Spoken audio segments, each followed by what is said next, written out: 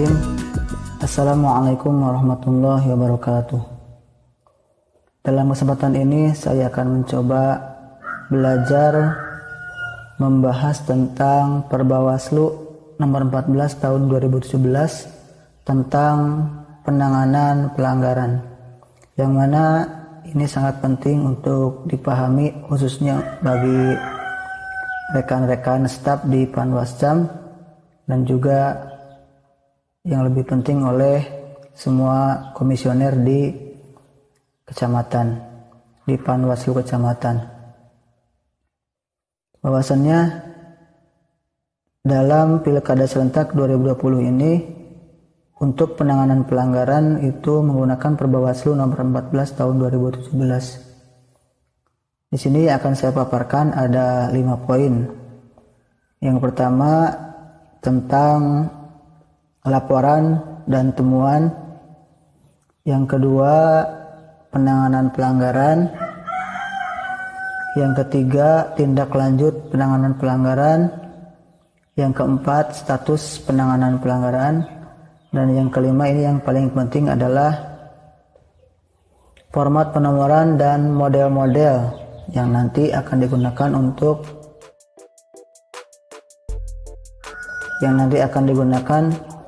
untuk penanganan pelanggaran. Nah, di sini akan saya bahas satu persatu.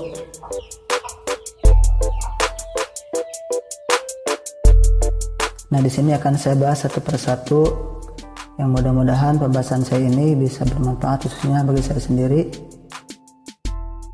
Umumnya untuk semua, baik pengawas maupun peserta ataupun masyarakat yang membutuhkan informasi tentang penanganan pelanggaran, supaya kita semua paham bagaimana alur untuk proses apabila ada terjadinya dugaan pelanggaran. Di sini akan saya buka dulu untuk diperlihatkan tentang model-model di lampiran Perbawaslu 14. Nah, di sini ada 13 model ya. Dari yang pertama model A1 penerimaan laporan sampai model A13 pemberitahuan tentang status temuan laporan. Nanti untuk jelasnya akan dibahas secara rinci. Namun sebelumnya, karena model-model ini adalah lampiran dari Perbawaslunya, jadi mau tidak mau kita harus membahas dulu tentang Perbawaslunya secara garis besar saja. Nanti kalau misalkan ingin detail bisa dilihat saja dalam file PDF-nya. Baik, kita kembali ke menu utama. Nah, di sini yang pertama yang akan saya bacakan adalah bab 2, pelaporan dan temuan dugaan pelanggaran.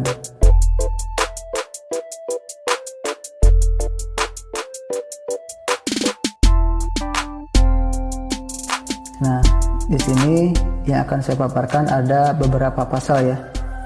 Yang pertama tentang temuan. Pasal 4. Hari temuan dugaan pelanggaran pemilihan dihitung sejak hari saat pengawas pemilihan mengetahui dan garis miring atau menemukan dugaan pelanggaran pemilihan.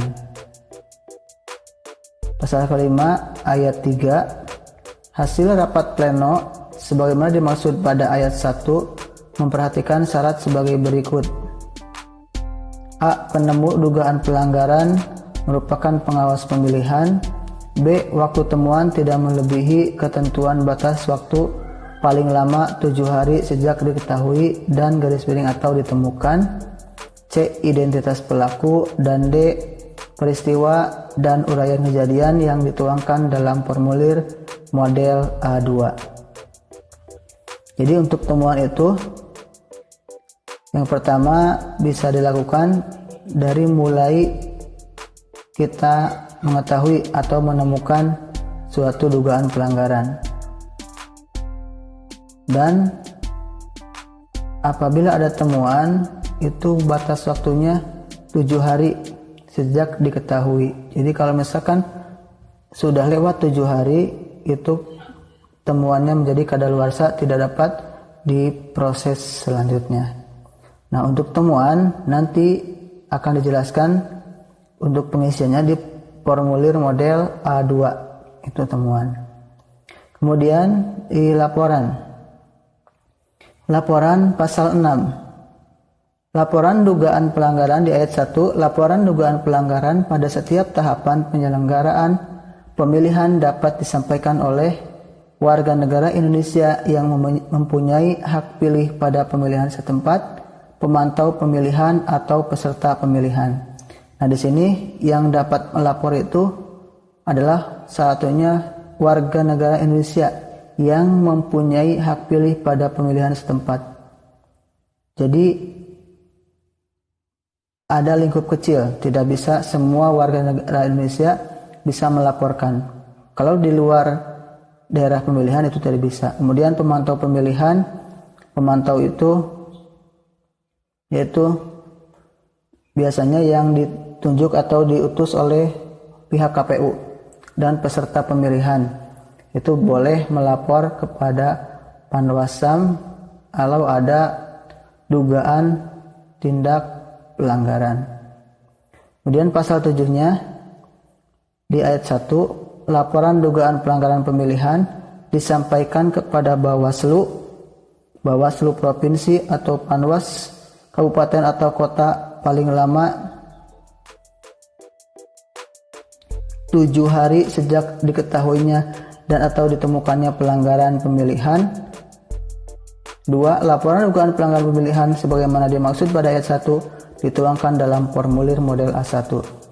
Jadi apabila ada temuan, ada laporan, itu batas waktunya adalah 7 hari setelah ditemukan.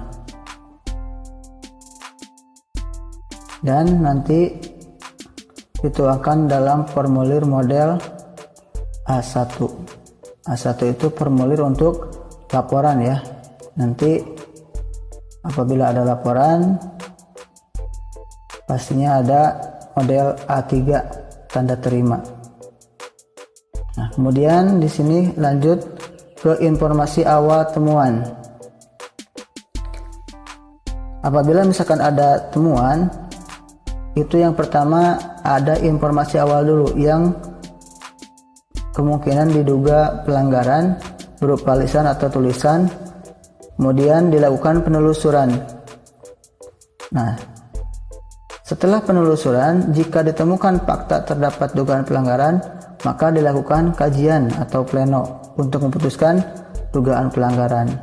Nah, hasil kajian tersebut dituangkan dalam formulir model A2. Nah, di sini di bab 2 itu kita sudah dapat 2 formulir ya. Ada formulir A1, ada formulir A2. Formulir A1 untuk penerimaan laporan, sedangkan formulir A2 untuk temuan. Kita lanjutkan pembahasannya masih di bab 2. Nah, di sini penelitian laporan. Pasal 1, petugas penerima laporan meneliti pemenuhan syarat formal dan syarat material dalam formulir model A1. Ayat 2, syarat formal sebagai dimaksud pada ayat 1 meliputi A. Identitas, B. A. Identitas pelapor, B. Identitas pihak terlapor, C. Waktu pelaporan tidak melebihi ketentuan paling lama 7 hari, D. Kesesuaian tanda tangan dalam formulir laporan. Baik, di sini adalah tentang penelitian laporan di pasal 13. Ayat 1, petugas penerima laporan meneliti pemenuhan syarat formal dan syarat material dalam formulir model A1.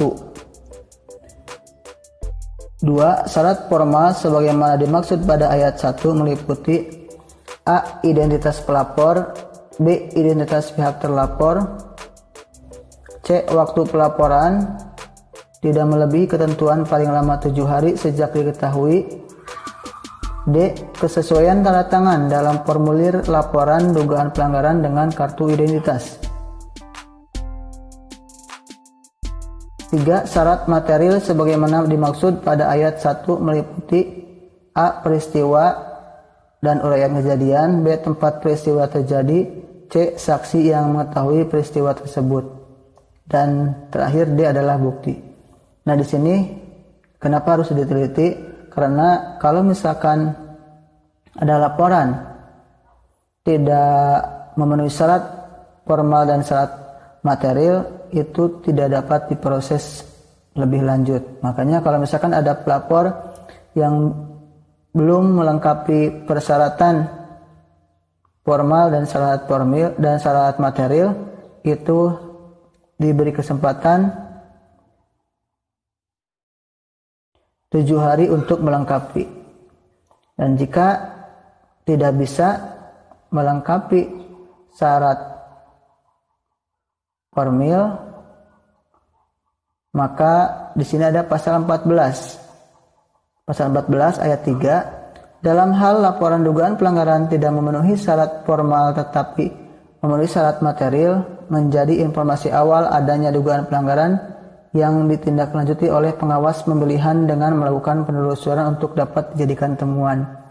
Jadi jika misalkan dari pihak pelapor syarat formalnya tidak terpenuhi, itu bisa menjadi dasar awal untuk informasi awal adanya dugaan pelanggaran yang nantinya menjadikan temuan, bukan laporan lagi.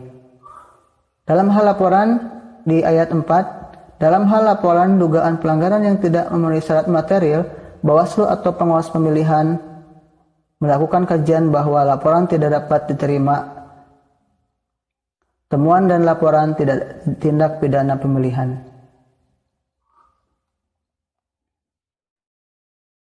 Jadi ini mungkin kesalahan penulisan, seharusnya tidak ada kata temuan dan laporan tindak pidana pemilihan. Maksudnya saya salah copy, mohon maaf. Jadi jika syarat materinya tidak terpenuhi, maka kajiannya adalah laporan tidak dapat diterima, seperti itu. Maka di sini untuk penelitian laporan syarat formal dan materialnya harus terpenuhi, baik itu laporan ataupun temuan. Baik, dikira cukup ya. Kita kembali ke menu utama. Nah, itulah untuk penjelasan bab 2. Dan untuk penjelasan bab 3 adalah penanganan pelanggaran.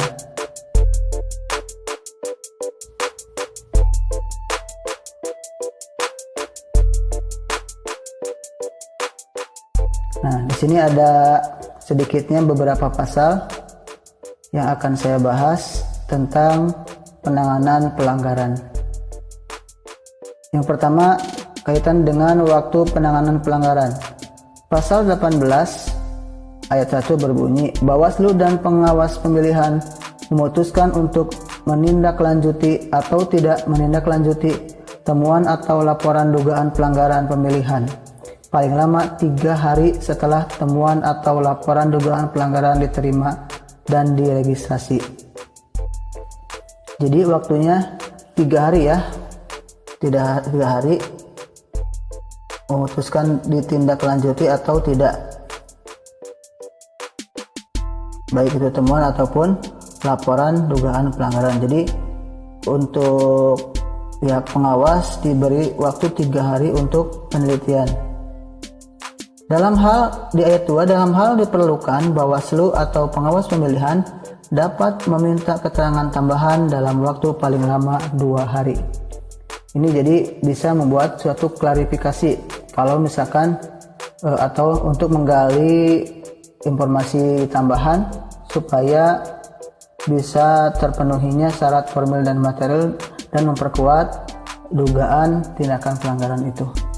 Kemudian pasal 20 Ayat 1. Kajian dugaan pelanggaran pemilihan dibuat oleh Bawaslu atau pengawas pemilihan dan dapat dibantu oleh petugas yang ditunjuk. Ayat 2. Kajian dugaan pelanggaran menggunakan sistematika kajian sebagai berikut. A. Kasus posisi, B. Data, C. Kajian, D. Kesimpulan, dan E. Rekomendasi. Sistematika di ayat 3. Sistematika kajian tertuang dalam formulir model A8. Nah, di sini langsung ke A8 ya. Tadi A1 untuk penerimaan laporan, A2 untuk temuan, A3 itu untuk tanda bukti. Nanti lebih jelasnya untuk formulir-formulirnya akan dijelaskan lebih lanjut pada poin 5-nya. Kemudian ayat 4 masih pasal 20. Kajian sebagaimana dimaksud pada ayat 2 bersifat rahasia selama belum diputuskan dalam rapat pleno ketua dan anggota Bawaslu serta ketua dan anggota Panwas pemilihan. Kelima, penomoran formulir model A8 menggunakan penomoran yang sama dengan nomor dalam formulir model A1 untuk laporan dugaan pelanggaran atau formulir model A2 untuk temuan dugaan pelanggaran. Terkait penomoran nanti akan dibahas di akhir ya, di akhir. Pasal 21. Dalam proses pengkajian temuan atau laporan dugaan pelanggaran, Bawaslu atau pengawas pemilihan dapat meminta kehadiran pelapor, terlapor, pihak yang diduga sebagai pelaku pelanggaran, saksi untuk diklarifikasi atau ahli untuk didengar keterangannya di bawah sumpah. Klarifikasi terhadap pelapor, terlapor, pihak yang diduga pelaku pelanggaran, dan atau saksi dilakukan oleh Bawaslu atau pengawas pemilu. Nanti ini dituangkan dalam beberapa formulir. Ada sumpah janji, ada surat undangan, klarifikasi, dan seterusnya. Kita lanjut pembahasannya. Nah, poin 3, kehadiran pelapor, terlapor, dan garis miring atau pihak yang diduga sebagai pelaku pelanggaran sebagaimana dimaksud pada ayat 1 dapat didampingi oleh kuasa hukum atau tim kampanye. Ayat 4, keterangan dan garis miring atau klarifikasi sebagai dimaksud pada ayat 1 dibuat dalam berita acara klarifikasi pada formulir model A7. Biasanya ada BA-nya, berita acaranya. Ayat 5, BA pleno maksudnya. Ayat 5, berita acara klarifikasi sebagaimana dimaksud pada ayat 2 dibuat 2 rangkap. Masing-masing 1 rangkap untuk tim klarifikasi dan 1 rangkap untuk pihak yang diklarifikasi yang meliputi pelapor, terlapor, saksi atau ahli. Ditandatangani di atas materai ya. Ayat 6, dalam hal pihak yang diklarifikasi tidak bersedia untuk menandatangani berita acara klarifikasi, pengawas pemilihan menyatakan ketidakbersediaan pihak yang diklarifikasi, dan dalam berita acara klarifikasi dan berita acara klarifikasi ditandatangani oleh pihak yang melakukan klarifikasi. Jadi misalkan yang diklarifikasi tidak mau menandatangani, boleh-boleh saja, tapi dituangkan dalam berita acaranya bahwasannya pihak yang dimintai klarifikasi tidak mau menandatangani. Seperti itu. Selanjutnya, hasil kajian pengawas pemilihan dituangkan dalam pasal 26 ayat 1. Hasil kajian terhadap dugaan pelanggaran dituangkan dalam formulir model A8. Ini hasil kajiannya ya. Dikategorikan sebagai berikut: A. Pelanggaran pemilihan, B. Bukan pelanggaran pemilihan, atau C. Sengketa pemilihan. Ayat 2. Pelanggaran pemilihan sebagaimana dimaksud pada ayat 1, huruf A meliputi A. Pelanggaran kode etik penyelenggara pemilihan, B. Pelanggaran administrasi pemilihan, dan garis miring atau C. Tindak pidana pemilihan. Jadi di formulir model A8 dituangkan hasil kajian ya. Hasil kajian tentang tindak dugaan pelanggaran yang nantinya akan dikategorikan apakah sebagai pelanggaran pemilihan atau bukan pelanggaran pemilihan atau sengketa pemilihan. Kalau misalkan dugaan pelanggaran pemilihan, maka akan jadi 3 kategori: apakah pelanggaran kode etik, atau pelanggaran administrasi atau tindak pidana pemilihan. Itu proses hukumnya berbeda-beda atau proses penyelesaiannya berbeda-beda. Nanti bisa dipahami dalam poin selanjutnya. Baik, itu untuk penjelasannya di pasal 26. Kita kembali ke menu utama. Nah, itulah bab 2 tentang penanganan pelanggaran. Bab 3, maaf. Kita lanjut ke bab 4, tindak lanjut penanganan pelanggaran.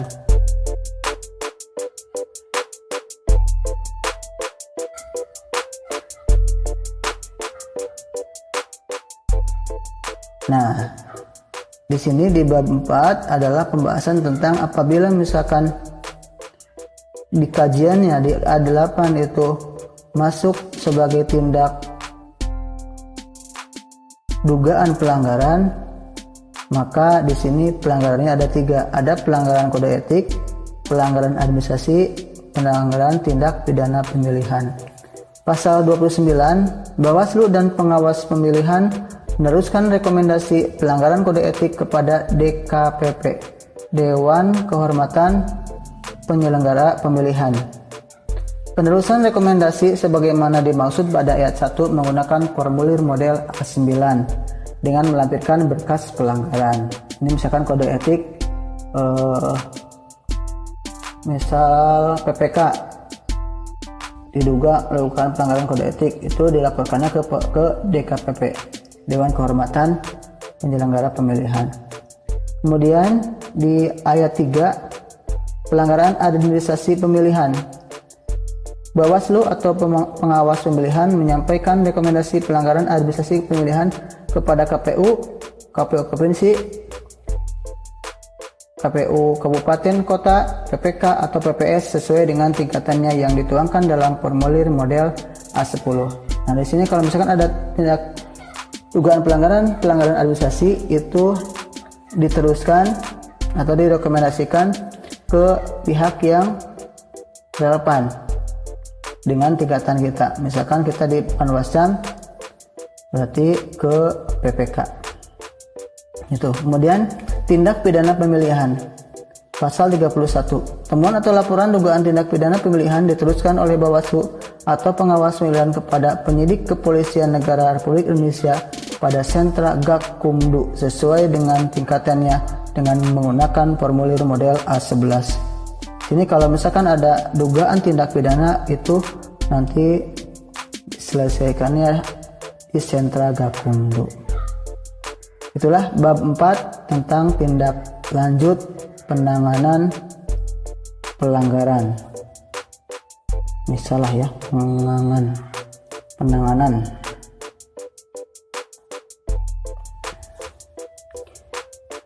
Selanjutnya yang kelima adalah yang keempat, maaf.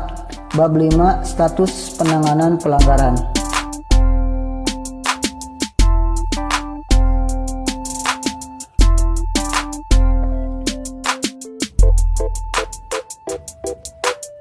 Nah, setelah pelanggaran ditangani, dugaan tindak pelanggaran ditangani, itu nanti statusnya harus dilaporkan, harus diberitahukan. Nah, di sini dituangkan di ayat pasal 34 ayat 1, status penanganan pelanggaran wajib diumumkan di Sekretariat Bawaslu atau pengawas pemilihan sebagai pemberitahuan mengenai status penanganan temuan / laporan yang dicantumkan dalam formulir model A13. Tuh. Ayat 2-nya, pengumuman sebagaimana dimaksud pada ayat 1 ditempatkan di papan pengumuman.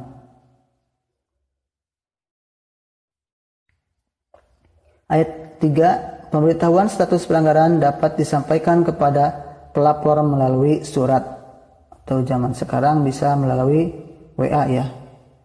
Dibuat suratnya dalam bentuk PDF, kemudian dikirim via sosmed bisa. Itulah bab 5 tentang status penanganan pelanggaran. Dan yang terakhir adalah lampiran format penomoran dan model-modelnya.